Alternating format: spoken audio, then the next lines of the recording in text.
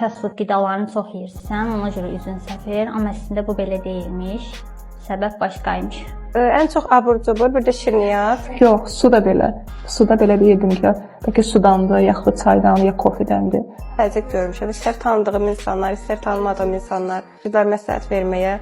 Mən çox dəstək rəfiqəmdən görmüşəm. Şəxsi olaraq mənə anam olub, məsləhət verirdi ki, artıq üzündəkilə səni kompleks eləyir, həkimə get, kompleksindən azad ol. Çox təsəllim. Kosmetik eləyəcəm, örtməyəcəm. Ya öz üzünə gəlirdi. Özümü bəhanə edirdim ki, gedərəm, nəticə görmərəm. Çünki ətrafımda çox tanışlarım var idi ki, bəzi həkimlərə getmişdilər, amma nəticə görməmişdilər. Amma ən sonunda qərarı aldım ki, mən həkimə gəlməliyəm.